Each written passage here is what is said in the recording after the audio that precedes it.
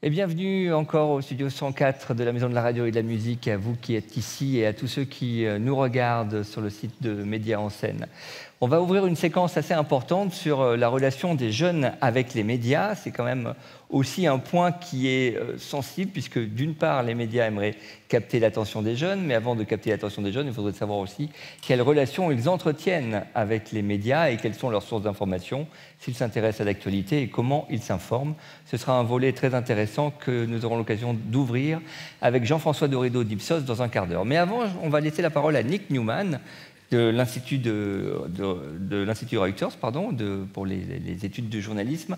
Nick Newman, qui a longtemps travaillé à la BBC et qui a exploré les médias sociaux, le volet numérique, et qui on doit aussi la création sur le web de BBC News, donc très en pointe sur les applications de mobile, sur les podcasts, sur les nouvelles écritures à la BBC, et qui va donc nous faire un quart d'heure de réflexion autour de cette question: comment les médias peuvent capter l'attention des jeunes. Nick. Thank you very much.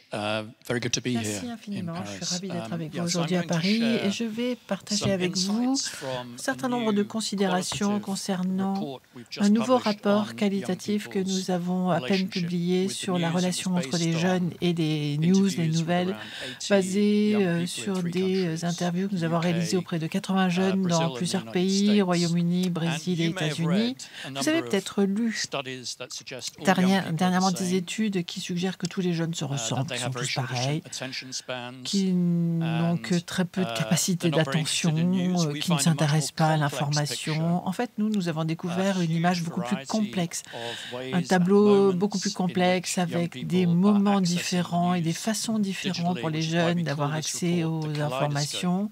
Et nous appelons ce rapport le kaléidoscope pour cette raison. And we're focusing Nous nous on concentrons under donc 30s sur les jeunes de moins de 30 ans, this is the generation for parce which que news c'est is la not just génération pour digital, laquelle les informations but ne it's sont pas social, que as numériques. you Les can see informations from sont this Time sociales, magazine cover comme vous le voyez par cette from couverture du Time 2004. Magazine de 2004. And of course, most of us La plupart have d'entre access to nous social ont media, accès aux médias, but aux this réseaux group sociaux, aux of médias, under 30s has mais grown ce up with groupe it, de has moins de been 30 ans socialized a by grandi it. dans un It's monde integrated into their lives. où tout It's ce qui est fast. social est intégré dans leur vie, It's ça va discovered vite, passively through et puis ils algorithms. reçoivent les informations But de then manière they also passive want to grâce aux interact with algorithmes, you. So et en this même is a temps ils veulent fundamentally interagir avec l'information. different Donc thing, c'est une and façon it's complètement due to the way in différente which they have grown up de gérer l'information, with the c'est social lié à and la façon dont ils ont participatory grandi web. dans un réseau qui est à la fois social et participatif. So this has really impacted C'est donc media habits in 4 main ways. So quelque chose qui a firstly, impacté les médias de 4 digital façons. Tout for young d'abord, people is just the le default. numérique pour les jeunes, So c'est we un found système very par little défaut. consumption of traditional Il n'y a que television or très radio peu when we de were talking to consommation them. de la It's pretty TV much et de all la radio digital. traditionnelle. Aujourd'hui, ils nous parlent pratiquement within que du digital, numérique. there's a Mais huge dans le range numérique, of, il y a choices une gamme and importante ways in de which they choix, consume. de façons de consommer pour eux. Ils ont le Secondly, choix. young people have Ensuite, different les jeunes definitions of ont what the une news définition is. différente de ce qu'est pour eux l'information, So les news. different definitions of subjects, Des different différentes formats that définitions they sur les like. sujets, sur les formats qui les intéressent. And so there's a disconnect between Donc il y a finalement traditional media une companies déconnexion what entre they're les providing sociétés and what de young médias people traditionnelles et ce qui expect. est offert aux jeunes et surtout ce que les jeunes attendent. Thirdly, the Troisièmement, exposure to so much information l'exposition via social à media has beaucoup made them d'informations par more les réseaux sociaux skeptical les of a all rendus information. sceptiques And then de l'information fourthly, dans son ensemble. Et quatrièmement, who they trust ils to ne savent deliver plus the trop news is à qui ils ont confiance. Ils It's font not just confiance à des personnes traditional media différentes pour companies, recevoir des it's informations. Parfois des sociétés de influencers médias traditionnelles, or parfois des celebrities, influenceurs, parfois des célébrités, people they see in social media. des gens qu'ils voient sur les réseaux sociaux. All of these are a function of growing Donc up ce sont with the social and autant de participatory web. façons de grandir en fait dans un réseau qui est So à la fois before I go social into et the participatif. findings of the Alors avant quantitative de study, just rentrer dans les résultats a de notre couple of étude, je charts voudrais from partager our avec vous annual digital quelques news graphiques, report quelques to tableaux, provide des some quantitative rapports evidence annuels qui nous about apportent des this données generational quantitatives sur cette So this transition is a de question we génération. ask every year about what your Une question main que nous posons source tous of news les is, ans what your concernant preferred la source source of news. préférée And de it's news, data, d'informations. from all Ce sont des 46 données countries, and it's provenant split de by 46 age. pays répartis en fonction des tranches d'âge et vous pouvez voir que les jeunes, c'est-à-dire en orange, 43% disent qu'ils préfèrent avoir accès à l'information par les réseaux sociaux plutôt que par la télévision. 36% ont donc entre 25 et 34 ans. Et ils disent la même chose. Et ce n'est pas qu'ils n'ont pas accès à la télévision, mais ils s'intéressent non seulement moins à la télévision et à la radio, mais même moins aux sites Internet. Et ceux qui sont un peu plus âgés préfèrent encore la télévision. Mais qu'est-ce qu'on entend par médias sociaux, réseaux sociaux? De quel type de réseaux sociaux parle-t-on? Donc ici, un autre graphique que je voudrais vous faire voir de notre rapport. Il s'agit de la France,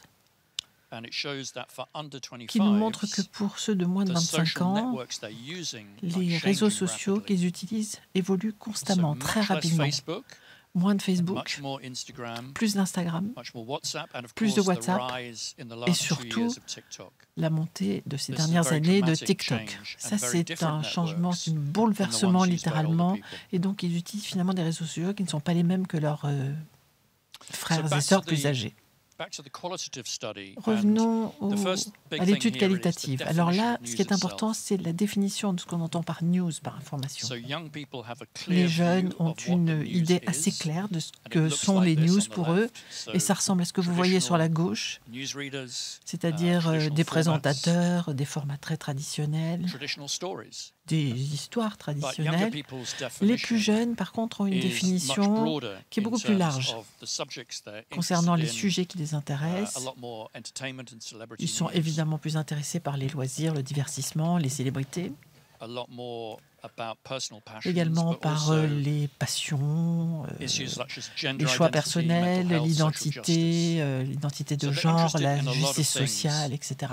Donc il y a beaucoup de sujets qui les intéressent. Et voilà quelques échantillons de vidéos de ces jeunes auxquels nous avons parlé, qui nous expliquent qu'ils sont intéressés par les informations, mais pas forcément de manière très étroite et limitative. I want to know what's going on in the world. Je veux savoir ce qui se passe dans le monde. Je veux savoir ce qu'il y a de nouveau. Oh, il y a tellement de nouvelles négatives. Moi, au contraire, j'essaye de trouver des choses qui sont plus positives, qui me donnent de l'espoir.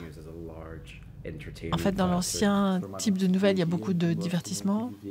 Les interprètes s'excusent, mais on ne peut pas lire les sous-titres. Il y a la génétique, la biologie, j'adore ça. Ah, moi j'adore ça, j'adore le fact-checking, j'aime bien connaître l'origine des nouvelles, la technologie, les nouveautés, ces téléphones cellulaires, les téléphones numériques, les films, les jeux d'animation, la musique, tout ce qui est artistique, les choses marrantes.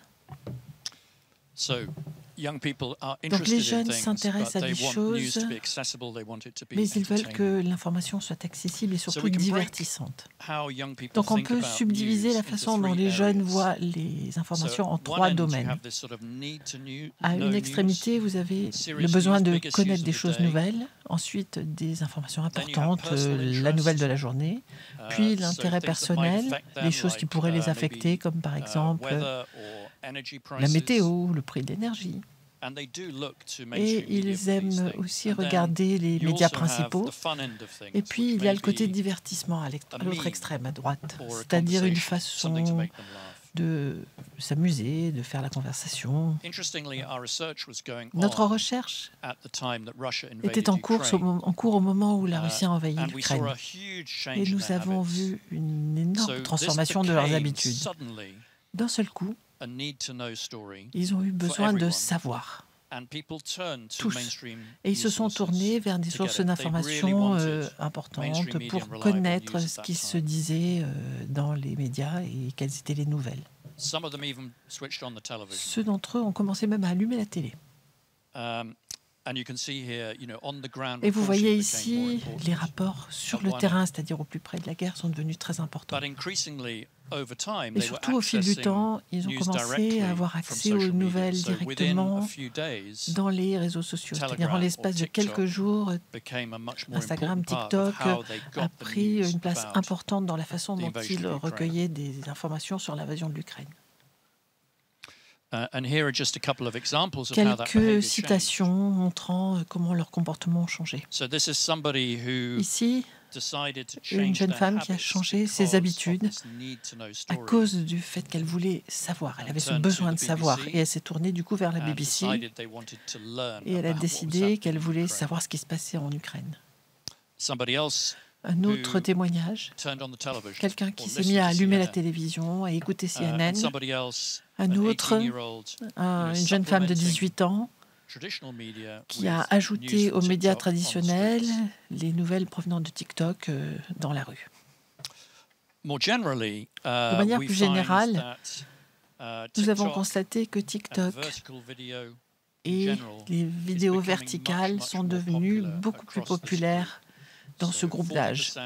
40% des 18-24 ans utilisent TikTok. 15% l'utilisent pour les news, pour les informations. Et il ne s'agit plus que de connaître les célébrités qui font des danses ou des choses comme ça. Donc les gens ont accès à l'information de façon différente, surtout le contenu télévisuel, encore qu'ils ne voient pas ça comme de la télévision en fait. Par contre, que ce soit sur TikTok ou sur un site Internet, l'engagement par rapport à des informations sérieuses n'est pas quelque chose d'acquis pour ce groupe d'âge. Il y a un point qui est ressorti constamment dans notre rapport, l'idée d'éviter les idées sélectives, surtout les jeunes, qui évitent les nouvelles trop sérieuses, trop graves. Celles qui ont tendance à les déprimer, ou alors des choses qu'ils considèrent comme négatives, ou des choses qui les amènent à se poser des questions sur leur propre santé mentale. Ça, c'est quelque chose que l'on retrouve constamment chez les jeunes. L'autre découverte de notre recherche concerne le manque de confiance des jeunes envers l'information en général, en partie parce qu'ils ont grandi avec les réseaux sociaux, donc ils sont très sceptiques par rapport à ce qu'ils voient, à ce qu'ils entendent, et ils partent du principe que finalement tout le monde cache quelque chose. Les médias traditionnels, les politiciens, leurs explications peuvent varier, mais surtout ils ont généralement le sentiment qu'il est impossible d'avoir une vérité objective sur tous les sujets. Ensuite, ce scepticisme porte également sur les motifs commerciaux qui animent les sociétés des médias ou les grands groupes de publicité ou d'édition. Et enfin, ils ont de plus en plus conscience du fait qu'il y a des groupes qui, de manière volontaire, essayent de manipuler les opinions. Ce qui veut dire que pour eux, finalement, il y a très peu d'informations auxquelles ils se fient. Alors, au final, qu'est-ce que ça nous donne? Les médias traditionnels et les diffuseurs publics tels que Radio France sont soumis à une pression croissante. Tout d'abord, moins d'engagement avec une source d'information beaucoup plus étroite et plus d'engagement avec des sources d'information plus larges. Deuxièmement, la prolifération des marques et des individus au-delà du courant principal, une compétition pour le temps, une compétition pour l'intérêt, et ils ont tendance à squeezer un petit peu les marques principales. Et enfin, il y a cet état d'esprit sceptique, dubitatif, qui fait que les sociétés qui leur apportent des nouvelles ne sont pas crues à cause de leur capacité. Ce sont vraiment les challenges qu'ils ont vis-à-vis des sociétés de médias. Donc, qu'est-ce qu'on fait par rapport à cela? Eh bien, tous les grands diffuseurs ne peuvent pas faire plaisir à tous les jeunes tout le temps, mais ils peuvent essayer de faire en sorte d'être plus souvent choisis par les jeunes. Ils peuvent s'en donner la chance. Et pour cela, il ne faut pas abandonner des nouvelles plus précises, les rapports sur le terrain. Les jeunes en ont besoin, surtout si la situation économique continue à se dégrader. Mais il s'agit plutôt d'évolution que de révolution. Pour la couverture de sujets très précis reste au cœur en fait de ce qu'il faut faire pour maintenir une certaine crédibilité. En même temps, il y a des possibilités pour élargir un petit peu la portée. Donc d'un côté, un programme plus vaste, et en même temps un changement de ton Je crois qu'il y a beaucoup qu'on peut faire pour avoir un ton plus informel qui va peut-être plus attirer à la fois les très jeunes et les très âgés. Et surtout, offrir des contenus qui aient un impact au niveau social, c'est très important. Leur donner la possibilité de se sentir là où ils sont, respecter le langage, respecter les conventions des plateformes sociales. On ne peut pas continuer à faire comme on faisait avant, juste en changeant de plateforme. Et on ne peut pas s'imaginer qu'il y ait quelque chose qui convienne à tout le monde. Enfin, beaucoup de sociétés des médias envisagent de créer des marques plus orientées vers les jeunes ou d'employer des jeunes qui correspondent à cette classe démographique qu'ils ciblent pour essayer justement de jeter une passerelle entre eux et cette catégorie de jeunes, en tout cas à court terme. Il va falloir beaucoup de changements, il va falloir beaucoup de souplesse, il va falloir aussi de la compétence dans le domaine de l'information et un peu de courage en fait pour amener le contenu des informations vers les jeunes. Je ne crois pas qu'il y ait une seule façon de s'adresser aux jeunes compte tenu de la complexité de la situation selon notre rapport. La clé du succès, c'est de comprendre quelle tranche d'âge et quel public on essaye de toucher pour être couronné de succès. Merci. Thank you very much, Nick.